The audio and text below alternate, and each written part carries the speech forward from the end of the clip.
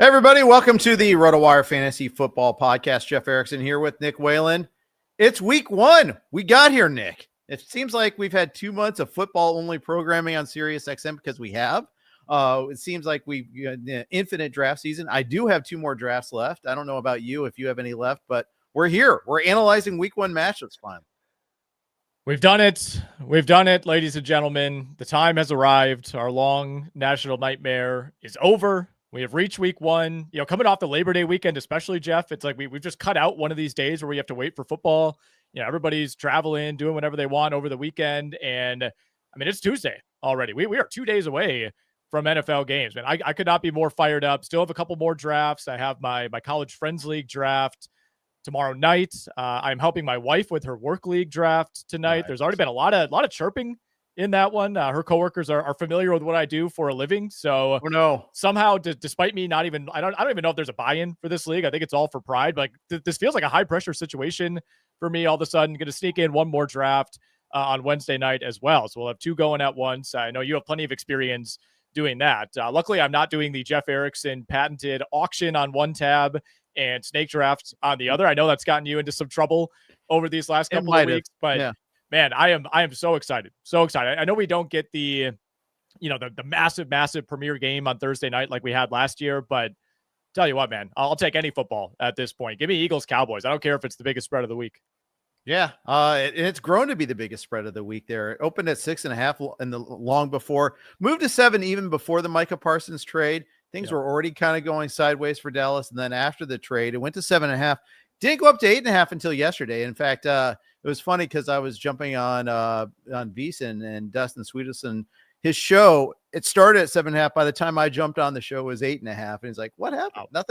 Nothing happened yesterday to change except for more money in." And that's the thing is, we will see week one line movement like this here because people are waiting to put their bets in. You know, they're getting to Vegas. You know, all that. You get a lot more handle on that. You're getting a lot more entries into the various contests, you know, this Circa Survivor, Circa Millions that you and I are in, the other contests that are out there, fantasy leagues. I'm doing the NFFC primetime on Saturday, and that's fun because it's a free look. It's funny. I've got like my smallest draft and my biggest draft this week. I've got the RotoWire Husband and Wives League on Wednesday. Getting Kim up to speed on the player pool as well is going to be a little fun, but that's what I do with myself and myself, Pete, Herb, and our respective wives, a couple other, we get 10 of us total. It's a pretty low cal $20 league, but then we have the NFFC primetime over the weekend too. It's that time of year, dude. It's that time of year. And I know you could get the free look in the NFFC for the early games, which is nice, but we should also use this opportunity to say we'll be doing sneaky ads video. We'll be recording that right after today's pod. You can find that right here on the RotoWire YouTube channel. Doing a ton of video content for you guys over there, not just us, our whole team over at RotoWire. Jeff, you'll be doing the value meter on the site. I'll be writing up picks for every single game, every single week. Was working hard on that already this morning. So beyond this podcast, plenty of content coming your way across our various channels. Yeah, indeed. And so very excited about all this here. So after all this, you got a couple of drafts left, but who's your most drafted player so far, or player or players? I'm using the RotoWire My Tools, my players tool. If you put all your leagues with My Leagues, which you absolutely should be doing, so you can use all of our tools and tighten your leagues. It'll title up for you. I've got 18 leagues registered there. I think there's a couple more I need to put in, but currently I have one player on 6 different teams, and it's someone I really didn't expect. It's Michael Penix. And it's because I play in a handful of Superflex leagues, a couple of dynasty formats there. I did not see Michael Penix as my most roster player coming at me here. I've got Jamar Chase. I've got at 5. I've got Garrett Wilson at 5, Drake London at 5. Very nice. Very nice. I'm fully on board with Michael Penix. He's on my list as well. I have not entered all my leagues into my leagues yet. That's going to be a Wednesday or Thursday task for me, but I did tally up my most roster guys at each position. So this is in no order, but they're all similar across my various teams, including best balls. Quarterbacks, I have mostly gone late. I took Jaden Daniels in one high money league, but other than that, I've really been waiting on quarterback. Getting a lot of Dak Prescott, a lot of Michael Penix as that second quarterback, a lot of Justin Fields, which it seemed a little bit better, a month or two ago, but we're still on board. We're going to ride out the preseason storm with Justin Fields. and then a decent amount of my guy Trevor Lawrence, Jeff, who you know I am hesitant to invest in any Jacksonville Jaguars, but this absolutely has to be the year for him. Running backs, got a ton of Derrick Henry. Took another Derrick Henry share in the first round of a draft last night. Got a decent amount of Bucky Irving, a lot of Isaiah Pacheco, a lot of Jordan Mason, and a lot of Travis Etienne. We will see how that last one works out. Wide receivers, pretty easily Drake London, Courtland Sutton, and Jacoby Meyers are my most rostered receivers. Still very much on board with 2 of the 3. Again, with Jacoby Meyers, we'll see what happens out in Vegas. They, of course, added Amari Cooper last week. And then been doing a lot of variety shopping at tight end. Jeff, if I'm going early, I'm almost always taking George Kittle. Now, that's not to say I'm taking him over Brock Bowers or over Trey McBride. I'm just not really shopping in that range. I'll wait it out. If I can get a slight bargain on George Kittle, I'll usually make that move. If I'm waiting, I want to get Evan Ingram in that pick 90 to pick 105 range. If I don't get him, I'm moving on to Tucker Kraft. And if I'm looking for a late tight end, Brenton Strange out in Jacksonville. Yeah, the Myers one is interesting because Jacoby Myers one's interesting. I think it's going to end up like Jawan Jennings, who isn't settled, but I also think in both cases, and I think they kind of go around the same area. I think, or at least they should. I think it'll be a nothing burger at the end of the day. I think they'll be unhappy, but they're under contract and they're going to have to play. I think that's the way it's going to probably play out. Yeah, that's my read on it as well. But even the Amari Cooper addition, it's not that big of a deal, but it's like it's just another mouth to feed in theory in Vegas. I think Amari Cooper is definitely a bigger name than he is a fantasy producer at this point in his career. At the same time, it's not like he's 34 years old, right? He's not that old. He's coming off of that weird half season in Buffalo where there were a couple semi-splash games, but for the most part, just felt like he disappeared for them down the stretch. But he's back in a familiar environment in Vegas, even if the coaching staff has turned over since he was there earlier in his career. So much of the appeal for me with Jacoby Meyers was it's him and Brock Bowers. You got a better quarterback, and that's about it. The Cooper thing, regardless of what happens with the Meyers, I don't know, pseudo trade request, contract request, which I don't think anything's going to happen there. But either way, you got another veteran mouth to feed. Indeed we do. All right. Before we get into games we want to watch this week, quick note from our friends over at Renegade Fantasy. Fantasy football players, aren't you done watching your season crumble because of injuries or underperforming players? Join the RotoWire League today on the Renegade Fantasy app, the only app that lets you substitute players in real time. Go to rotowire.renegadefantasy.com and hit join today. With Renegade, you're not just a GM, you're the coach. No more losing Sundays, no more lost points. You call the shots, you make the moves, you win the league. Step out of the luxury box and onto the field. This is fantasy football without limits. This is Renegade Fantasy. Join the RotoWire League today and win. Visit rotowire.renegadefantasy.com and join the league today. Thanks to Renegade for their sponsorship of this podcast all draft season. We really appreciated them. Nick, what game are you looking forward to watching from a fantasy perspective the most this week?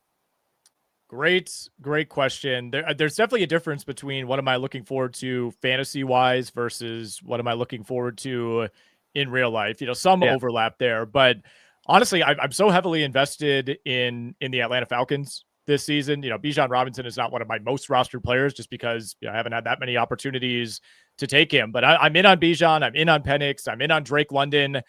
I've even taken some really sad Kyle Pitts shares, later in some drafts, just in case, because if I'm that high on Penix, I think there has to be a trickle down.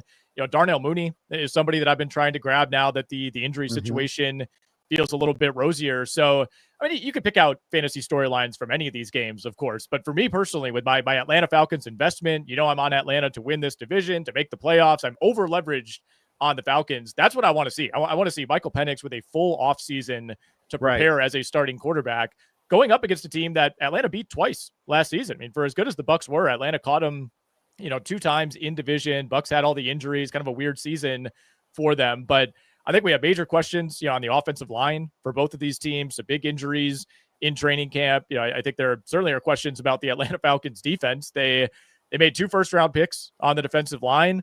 We'll see what the return is. I think they've identified an obvious hole. No team has fewer sacks than the Falcons by a mile over the last 5 seasons.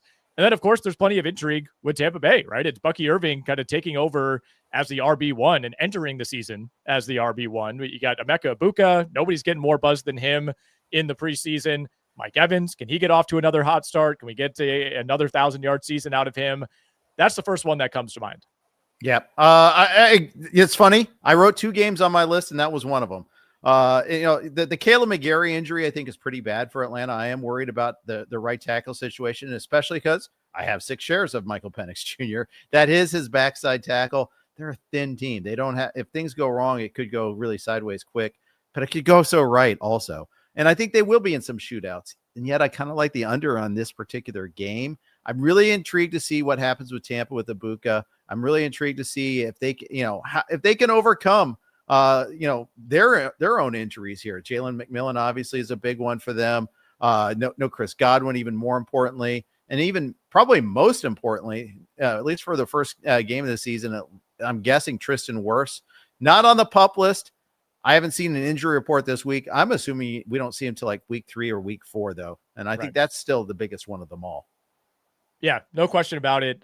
Should be a productive fantasy game in general. I mean, we have a lot of totals kind of hovering around the mid 40s. This one now up to 47.5 at the DraftKings Sportsbook. I mean, I think you have to circle Baltimore Buffalo, right? I mean, that's an obvious one. It's a great game in general. You got a lot of flight players on both of these teams. Highest total of the week at 50.5. I think Lions Packers is one that comes to mind. Minnesota Chicago in some ways. Very interested to see the split on Aaron Jones and Jordan Mason right away. Obviously, plenty of questions that we will hopefully have answers to, or at least some degree of an answer to after week 1 on the Chicago side of things. And then the other one, Jeff, Carolina Jacksonville. I'm not just saying this. Big cat battle. Let's go. Carolina, it's nobody's starting Bryce Young unless you're in a deeper multi-quarterback league. Chuba Hubbard, Tet McMillan, those are really the only guys that we're concerned about fantasy wise in most leagues. But how can you not be excited to see Travis Hunter? How can you not be excited to see what Trevor Lawrence looks like in this Liam Cohen offense? I mean, one of the biggest questions in fantasy for any team is what this Jags backfield is going to look like. And I think we'll get our answer because you're going up against the worst rushing defense in NFL history last season. Yeah, and in fact, we'll preempt one of my questions earlier talking about noteworthy running back matchups. We'll bring it up now. Travis Etienne versus Tank Bigsby versus Byshel Tutin. How are you handicapping this? Because I want to get some skin in this game. Yeah. I've been on the Etienne side of things. We talked to our guy Mario Puig on Sirius XM earlier today, and I consider Mario Puig to be somewhat of an oracle. Nobody's digging in the weeds more than Mario, and he basically said that summed this up in a way that I think makes a lot of sense. Where if there's going to be an RB1, if we're trying to do all right, Liam Cohen wants to build the Buccaneers in Jacksonville. If there's a guy whose skill set most closely mirrors Bucky Irving's, it's Travis Etienne. Now, does he have that level of skill? Right? Like, is he going to be good enough that he can just run away with this job in the way that Bucky Irving did as the season went along last year? It was clear by week 8, week 9. It's like this guy can't be splitting carries 50-50 with Rachaad White anymore. It's totally fair to question if Travis Etienne is that level of player. My guess is probably not, but he's the closest thing to it.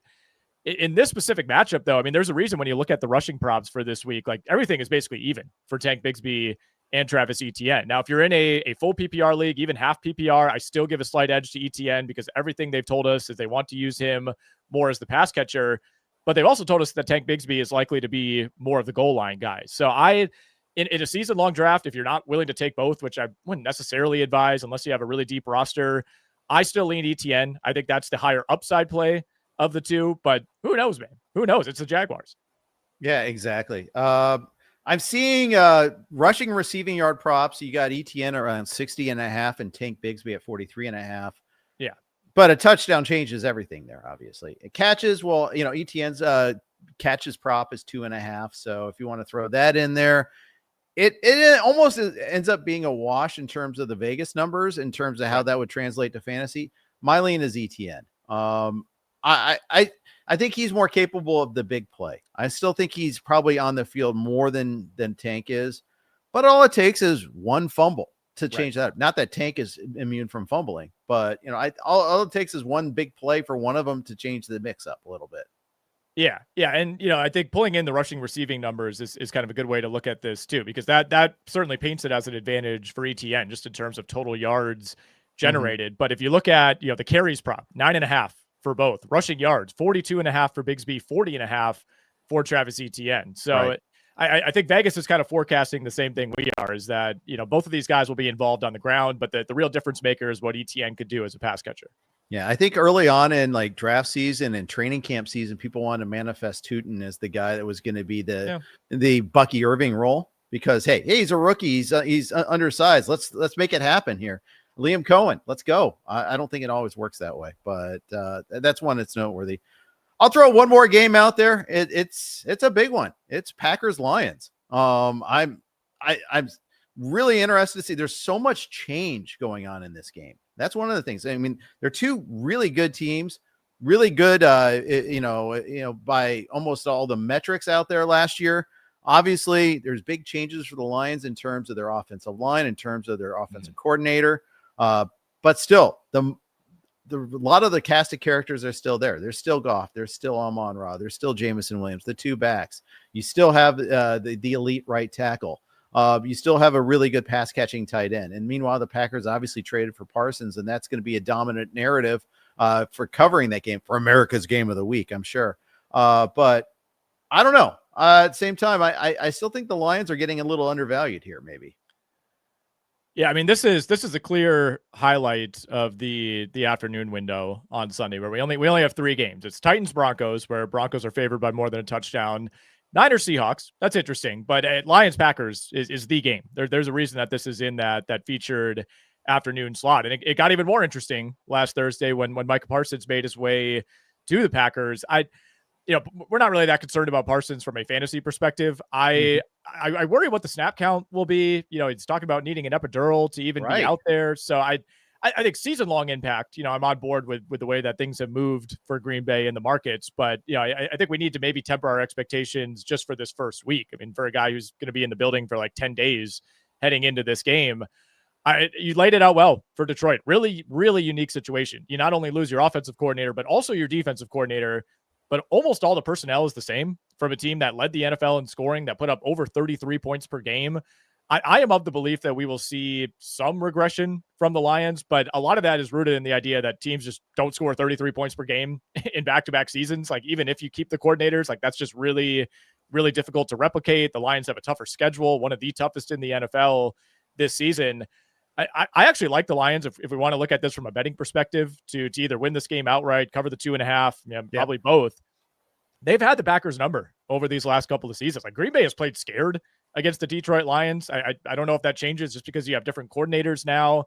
The Lions weaponry, I think, is still maybe the best in the NFL when you're pulling in every position.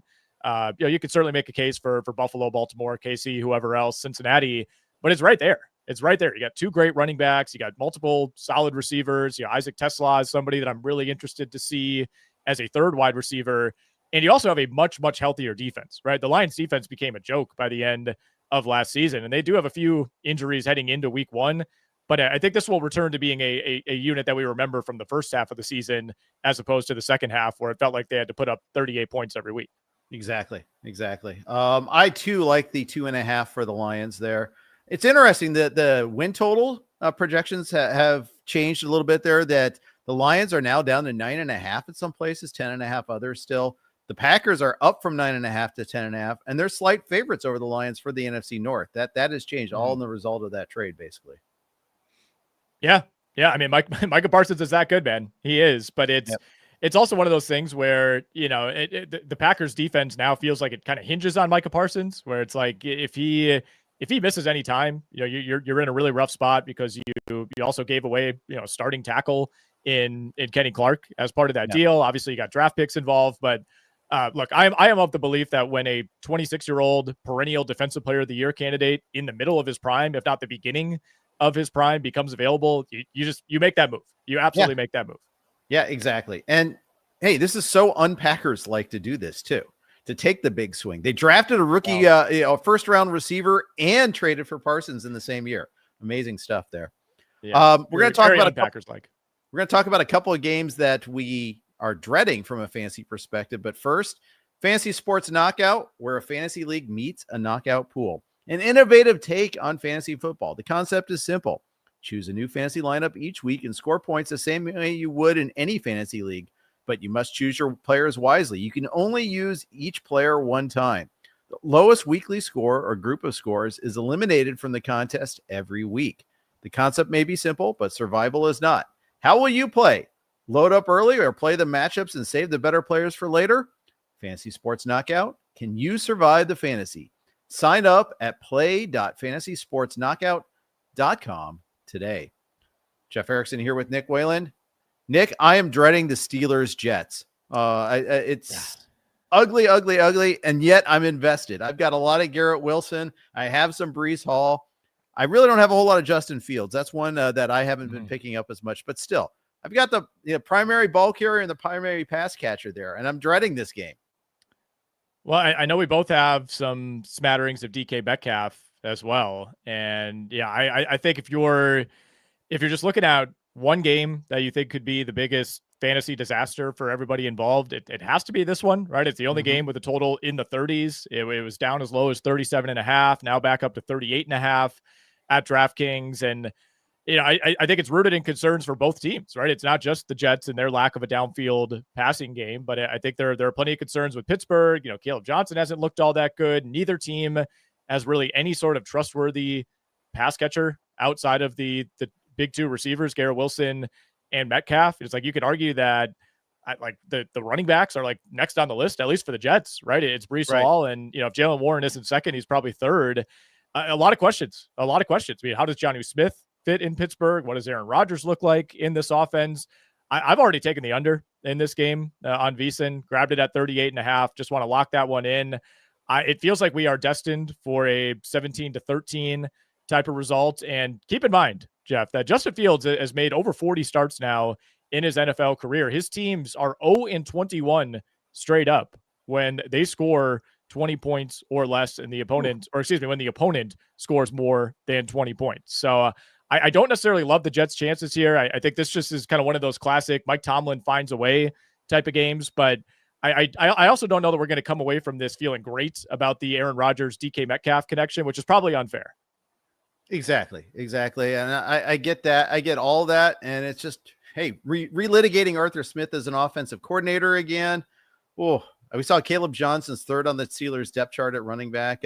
Not usable in week 1 for me. Definitely that's a case there where I'm bet. You spent you drafted early, especially you might, Caleb Johnson may be your RB2. He's at, RB3 at worst, and he's really not usable this week. I don't think. I think that's going to be one I don't like. You and I independently both gave out the under in this game, by the way, on VSiN.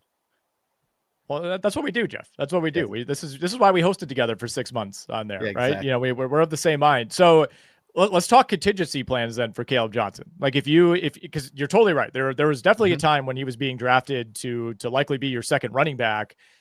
Like, who are you now starting over him conceivably that could be on your roster? Like, I'm looking at other backs who are going in the same range where he's going now, which is like the mid 80s in the NFFC. Like, are you starting Zach Charbonnet over him? Hopefully you have someone like Jalen Warren. Probably didn't draft both of them, but there's an option there. Are you starting Jordan Mason over him? Maybe your guy Jordan Mason for sure, dude. Yeah, right. I think so too. It's hard to say that the list for me kind of ends there. I mean, would you go all the way down to like a Braylon Allen? I mean, even Charbonnet is technically a backup. Maybe you got one of the Jags guys, but it's a tough spot to be in. Yeah, I'm looking at anybody drafted under Caleb Johnson the last week. He was RB30 on the RotoWire Online Championship. Jordan Mason, Travis Etienne, both I would start over. Javonte Williams, I would start ahead of Caleb Johnson right now. I would start Jerome Ford over him as well. I think he is going to be the Cleveland guy over Dylan Sampson, at least this first week. I'm tempted to start Bill, a.k.a. Ja'Cory Krosky-Merritt. It's tough finding options out there. I think there's a possibility we get 5 carries from Caleb Johnson this week. Oh yeah. Yeah. No, I mean, I think both teams, like, this is going to be long, or either like short 3 and outs or like sustained, run based, or short pass based in the Steelers case, type of possessions. I don't think we look at this game as having a bunch of like bailout touchdown potential where, what if you think Caleb Johnson carries it 5 or 6 times? Maybe one of those is a touchdown.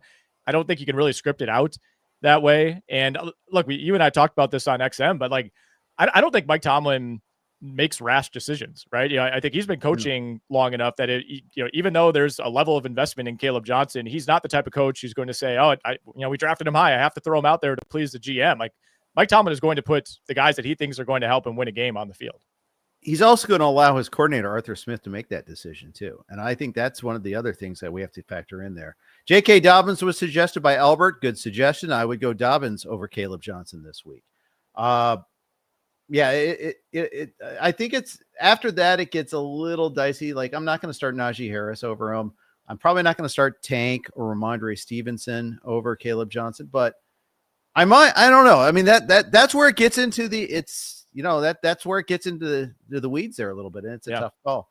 I don't want to spend too much time on that because there's plenty of other things we want to talk about there. And a lot of people have other tough matchups.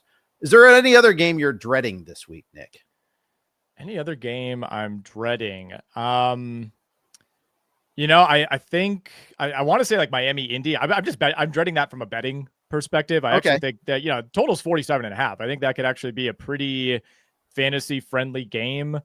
There's really not another one that I worry has like real disaster potential. Like obviously I don't expect much from the Saints, but I'm not really invested in the Saints. I do think Giants Commanders, maybe, if you're somebody that's heavy on Washington, you're going up against a really good defensive front. I think the Giants are probably not going to win a ton of games, but they'll be really competitive. They'll be a tough out week to week divisional game, to begin the year. You got Terry McLaurin coming in relatively cold, only a couple of weeks of practice for him. So I think that's going to be a popular ATS upset type of pick, right? Or just taking a dog pick, 6.5 with the Giants. And I would not be surprised if we see Washington stumble a bit coming out of the gate. I think the other one for me, Jeff, now that I look at it, would be Friday night, Chiefs Chargers. Total in that one's at 45.5. These teams played two really low scoring games a year ago. Like my expectations for the Chiefs in terms of like how they operate week to week are higher than last year. I don't know if they get to the same number of wins, likely not. But these teams kind of tend to play these slog type of games. And I think especially without Rashee Rice, it could still look a little ugly for KC. Yeah, I think that there's that possibility. We saw what happened to Jordan Love on that playing surface last year too. So I'm terrified about one of my quarterbacks getting hurt in this one here. I'm also with Justin Herbert going against the Chiefs without Rashawn Slater as one of his tackles. I am worried about that too. I'm probably going to bury Herbert. The fact that, they're breaking in a rookie as their wide receiver too, or Keenan Allen, whichever the case may be. And that doesn't make me thrilled either there. So that's another one where I'm a little less than excited. I've got Omarion Hampton on our list for running backs. We'll come back to that one in a second there. I'm terrified. I don't know if I'm dreading it, but I'm terrified a little bit of Broncos Titans because Broncos is most likely going to be my survivor pick. And what if Cam Ward really is that good? And what if he is him right off the bat? I think I'm going to believe in the top 5 defense at home against a rookie quarterback making his debut. But there's a scenario out there where, okay, hey, these are pros too. And that could still hurt me. Yeah. I mean, fading rookie quarterbacks in their first start, especially if we're talking straight up, like Survivor. I mean, it's been extremely profitable to say the least. I believe the last rookie quarterback to start week 1 and win a game on the road was Sam Darnold in 2018. So it hasn't happened in a while. There's not a massive sample, but even quarterbacks who are number 1 overall picks have struggled tremendously in their first starts. Those players are like 5-22-1, I believe, straight up. Since 1970, that was a stat that I pulled earlier this morning. So I think you're right to look to that game in Survivor. I think that's the one that probably checks the most boxes, especially knowing you are a Bengals fan and knowing you will not be going in that direction. No, I will not be. Even though I feel better about them offensively than I have in a while for the start of the season, don't trust the defense at all. Don't trust Zach Taylor, et cetera, et cetera. Less time I whine over that, the better. So we'll move on to that. We're going to talk about some noteworthy fantasy matchups, but first, quick note from our sponsor, Chalkboard. Cash in on your NFL picks this season with Chalkboard. Simply choose more or less on your favorite player stats to win up to 5,000 times your money. For a limited time only, new players get $20 free with no deposit required. Yes, you heard that right. $20 free just on sign up. See why over 1 million fans have already locked in with Chalkboard to turn their sports knowledge into cold, hard cash.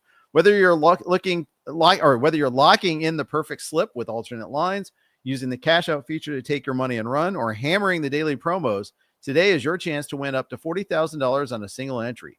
Stop sitting on the sidelines and get into the game with Chalkboard Fantasy Sports. It's now available in 30 plus states. Download Chalkboard today and use promo code ROTONFL. That's ROTONFL to get $20 free with no deposit required. Big thanks to Chalkboard. And now we're going to talk about the fantasy matchups here. Nick, let's talk about quarterback here. A couple of matchups that are noteworthy to me. Drake Maye. Got a lot of questions in the forum about that.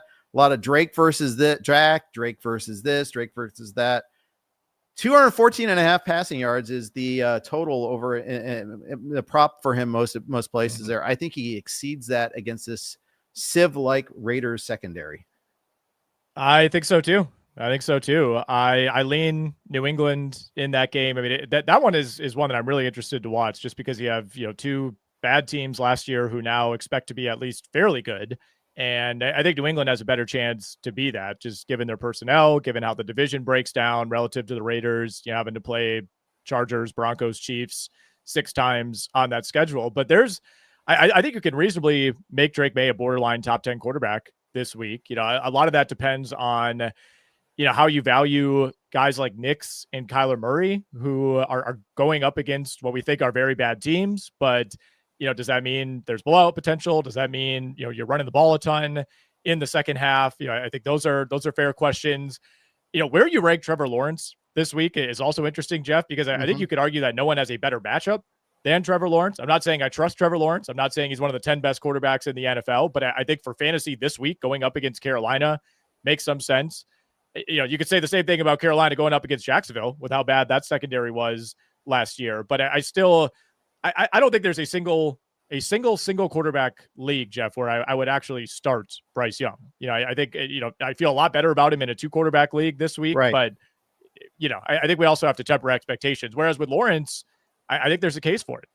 Yeah, but I'm not benching Dak for either of those guys, by the way. Okay. I know that's been asked. I know Dak's in a tough matchup. Those guys have good matchups. I'll say a couple things on Lawrence. One, I kind of need to see it with Liam Cohen and that offense to see that it's really, truly improved. 2, I think they're going to run a lot.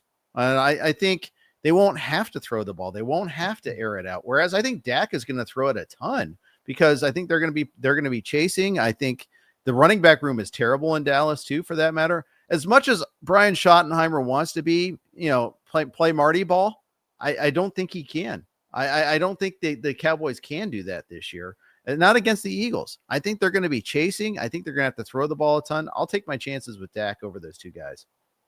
Yeah, it's a total push and pull when it comes to Dak, right? It's like you hate the matchup, going up against an elite defense, good pass rush. There probably won't be much of a running game for Dallas. So you could question just how effective will the overall offense be. At the same time, as long as they can avoid like total disaster, I mean, this could be a game where he's throwing the ball 45 times, right? So yeah. I think that's fair. You don't want to push Dak too far down. What about Trevor Lawrence versus Brock Purdy going up against Seattle, Jared Goff going up against Detroit, Jordan Love on the other side of that game? So you know what? I'm glad you mentioned Brock Purdy, because he's on my rank lower than usual list this week. Okay. For 2 things. One, we look at, it's the matchup against Seattle in Seattle. I don't know if this is Legion of Boom good, but year 2 of a Mike McDonald defense, I think it might be a really good defense they're facing. They fixed their linebackers in season last year.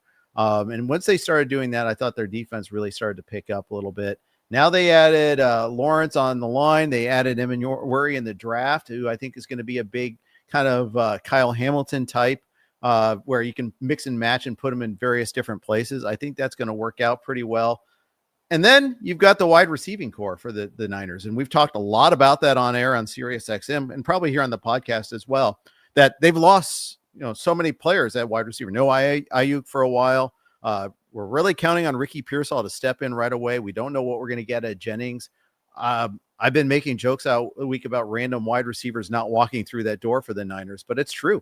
I mean, Sky Moore did walk through that door, and he might be their number 2 receiver if Jennings can't go.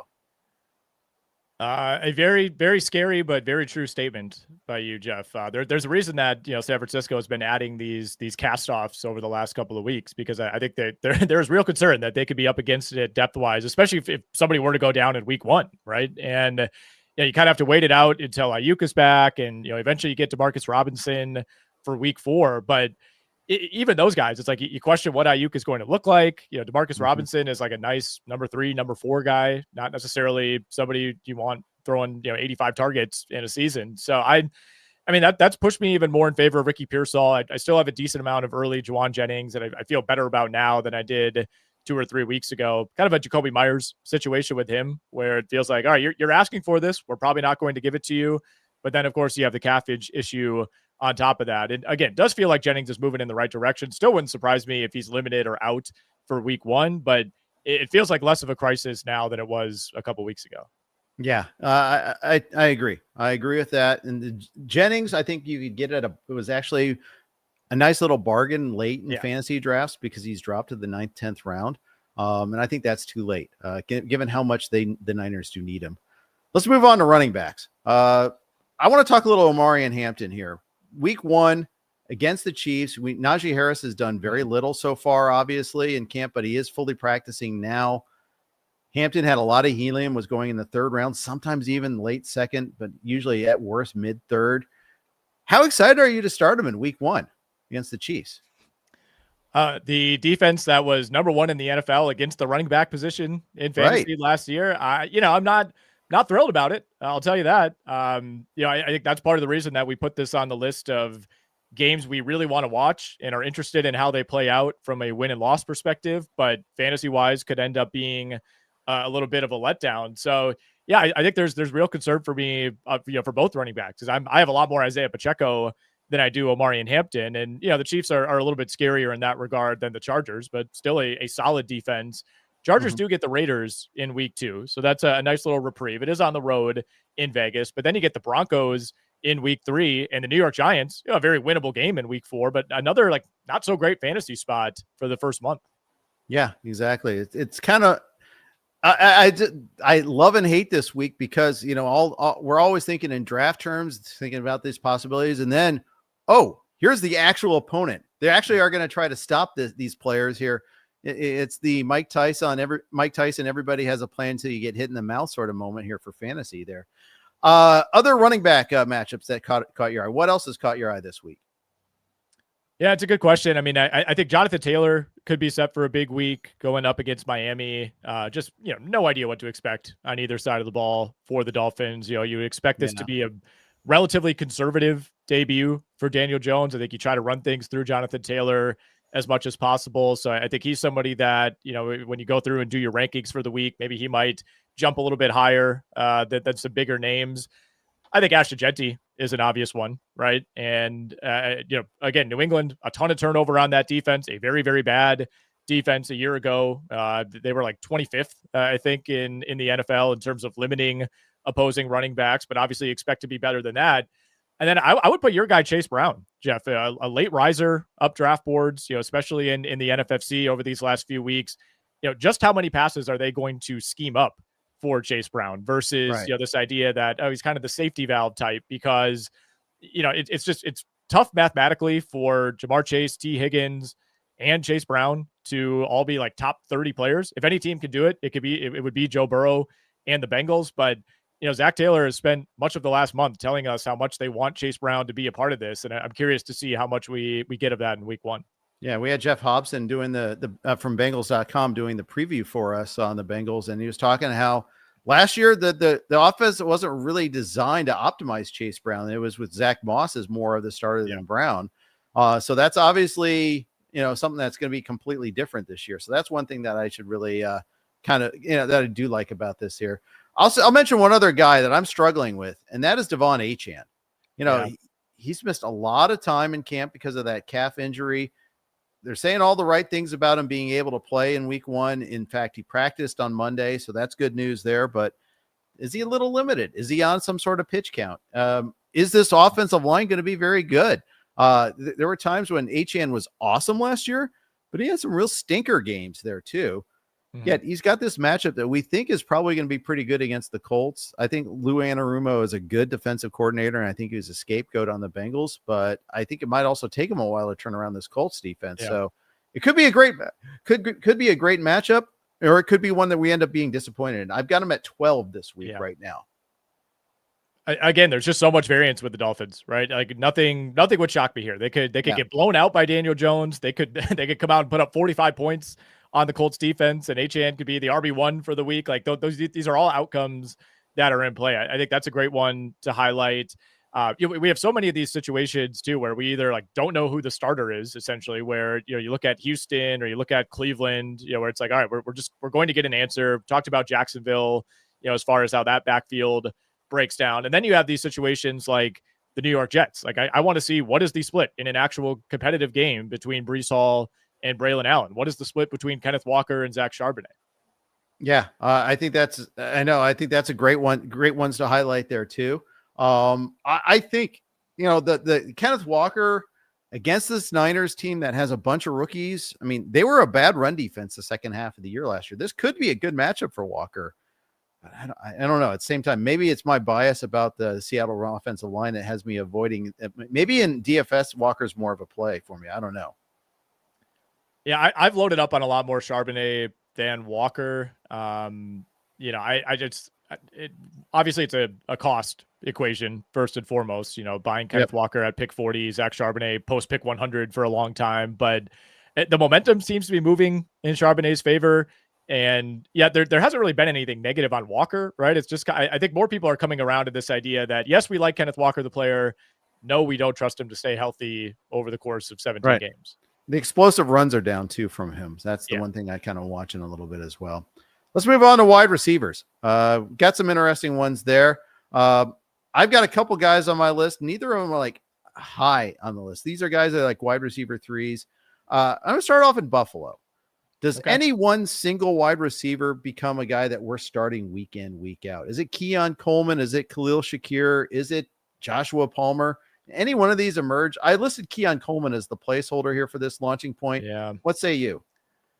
Shakir versus Coleman, I think, is really close. You know, to me, the default scenario is probably similar to last year, where you're more comfortable starting Shakir, knowing that there is a very defined range. Like, you're not going to take a 0, but you're also not going to get 26 fantasy points out of him. So, you know, something close to last season, because they didn't make any sort of splashy pass catching addition, is probably the most likely outcome. But I have plenty of Keon Coleman. Took a lot of shots on him early in draft season. You know, there's a reason they took him where they did. He's the, you know, kind of the freak of nature athlete of this group. You know, nobody else really stands out in that regard. Again, Shakir is the safety option, but I think you have to expect a more concerted effort to get Keon Coleman involved, I think, in year 2, right? And obviously the way the Bills operated last year with the system where you got like 7 guys catching, you know, 3 touchdowns apiece, like, yeah, that can work, but ideally you're identifying something close to a number 1 target. And if that's going to happen, like, Coleman to me is pretty obviously the guy, given where they drafted him, given the type of player that he is, a ball winner, the speed, the size. Like, he's the guy who fits the profile as something of a number 1. But at the same time, like, I'm not thrilled to throw him out there against Baltimore in week 1 specifically. Yeah, it's a wonder if, like, because, you know, Josh Allen, we're still going to rank him as a top 5 fantasy quarterback, and may not rank any of his pass catchers as starters at their respective positions. I mean, we'll start James Cook, obviously, but that's not because of his pass catching skills. I think Kincaid's like right on that border between 10 to 15. So sometimes he's a top 12 guy, sometimes he isn't. You know, Coleman, you know, I think he's going to be a wide receiver 40, something of that nature, maybe a little lower. I mean, it's really wild to me. This is going to be a conundrum every single week that we're going to be dealing with these Buffalo wide receivers, unless one takes the step up there. Yeah. Well, yeah, hopefully it's not. Hopefully by week 5, we're like, oh, okay, it is Keon Coleman or it is Khalil Shakir. But for now, I think it absolutely is a question. You know, receivers that come to mind for me, I mentioned Drake London. You know, again, I think if you're looking at somebody who's going in like round 2, round 3, who we'll be talking about as somebody who could be like the 5th or 6th overall pick in fantasy next year, Drake London would be the guy that I would highlight there. Certainly a case to be made for a Brian Thomas, you know, who I think is of that same ilk talent wise. I'm very curious. You know, we didn't mention him in the quarterbacks, but like, what does Sam Darnold look like for Seattle? Is there how much carryover, if any, is there from last season? What does that do for Jackson Smith and Jigba? I think you have to look at the receiver mix in Kansas City because we're going to have a month and a half of this without Rashee Rice.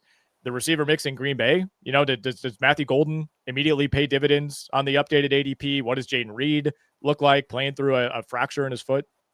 Yeah. I have Matthew Golden was the next guy on my list, actually, believe it or not. So, and vis-a-vis the Jones fractured Jaden Reed, in Romeo Dubs and Tucker. I had Tucker Kraft to this conversation because he's a pass catcher, not a blocker anyhow, really is the way I view that there. But Golden to me is really interesting. How quickly does he get involved? I think we have this idea that, he's going to step right in. They spend a first round pick on him, but even Xavier Worthy took a while. Marvin Harrison obviously didn't really launch. And in fact, there were games where he barely got targeted. Now I think that's a Kyler problem too, but that's another story. But I do think early on, the Packers kind of need Golden to be that guy right away, given all the injuries to the rest of the receivers. 100%. 100%. I've said it a million times. Like, the Packers cannot operate this offense the way that they did down the stretch last season when they had a soft schedule and, Jordan Love's barely throwing the ball 20 times per game. Like, you have to find a way to, efficiently raise that volume. And I think that's a big part of the reason that they brought in Golden. One more that I'll add quickly on the receivers, the Chicago Bears. Yeah, it feels like every week we got a new report on, how these receivers are going to be used, Adunze versus Moore, Luther Burden, versus Olamide Zaccheaus and, Colston Loveland. Like, all of a sudden, a lot of mouths to feed, and all of this relies on Caleb Williams, hitting the ground running right away with Ben Johnson. Agreed. Agreed. And it's wild to see that, this is a big year to see what happens like year two with just the Caleb Williams offense. Does he change? Does Ben Johnson do it there? Does Roma Dunze take another step up? Not all of Roma Dunze's problems last year were Caleb based, by the way. There were some Rome issues there on his own. It's another thing that's kind of interesting there. Let's move on to tight ends real quick. I've got one guy I want to highlight real quick, and this is maybe a self-hating Bengals fan, but it's David Njoku. Oh yeah. Last year, he ate against the Bengals. He went, I think 10 for 76 in one and 8 for 66 in the other. His reception yards prop is 48.5 at DK. I think it's 46.5 elsewhere, maybe with a little bit more of a juice, but man, I like that. The Bengals did nothing to improve their coverage against tight ends. No, they were arguably the worst defense in the NFL against tight ends last year. Carolina was the kind of the other team that was in that mix. So if you're looking for like an anytime touchdown, semi-long shot, Brenton Strange in Jacksonville, David Njoku was the one that I had written down, plus 250 right now at FanDuel. That number's in like the high 100s at some other sites. So this might be the best the Browns offense looks all year in week one, given this matchup. This would be the spot where you're probably most comfortable starting someone like Jerry Jeudy. If you have to throw in Cedric Tillman as your third receiver or as a flex, like, now's the week to do it. Yep. Agreed. So I like that a lot. Anyone you're fading? Anybody else you like? Is there anyone else you want to highlight at the position? Yeah, I mean, the guys I like, we kind of hit on Tucker Kraft, Jake Ferguson, Evan Ingram, some of these guys who go in that 95 to 120 range. In terms of like week to week fades, there's like Kelsey's been somebody I'm just off, but with Rashee Rice, missing these first 6 games, maybe that does give him a boost in the short term. We'll be interested to see Mark Andrews as the solo tight end with Isaiah Likely out going up against Buffalo. But other than that, not necessarily. I mean, again, I think this is a decent spot if you have to use Kyle Pitts this week. Tyler Warren, I think, is somebody that maybe warrants talking about for the Indianapolis Colts. We've talked about how much variance there is in this game for the Dolphins offensively. Same could absolutely be said about the Indianapolis Colts. I think this is more of a conservative Jonathan Taylor spot for the Colts against a very shaky defense. But the Dolphins' biggest weakness right now is probably their overall secondary play, specifically the corners. So, I'm curious to see how much they're moving Tyler Warren around. How much is he featured among those other options at receiver? Exactly. I'm really intrigued there to see who benefits the most. I'm trying to manifest it to be Josh Downs because I have Downs in 4 leagues. But I have a little exposure to Warren. I have a little tiny bit of exposure to Pittman, but You never know. It is really one of those things that I think is going to be plaguing me all season long, is just trying to figure this out. I think it's very much like the Packers, actually. And, it's a question of two things, volume and delivery. And I do worry about both of those there a little bit. Yeah, that's a good comp. It's like the Packers, but with a bad quarterback, and the stakes are considerably lower. Yes, indeed. That's going to wrap it up here for this podcast. Thanks for everybody jumping in. Tomorrow, I got Jen Piacenti from Shark Bets joining us. We'll talk more week 1 matchups with her as well, and maybe a little bit more from a betting perspective as well, as in addition to our fantasy lineups. Check out the RotoWire channel. We got all sorts of content for you throughout the week. If you like this, please smash that like and subscribe button there. And of course, check us out over at RotoWire. Use promo code YouTube15. Value meter will be going up later today. All sorts of tools to help you win your leagues, including various waiver wire articles, betting articles, you name it. YouTube15 is the promo code. Check us out there. Thanks for listening. Take care.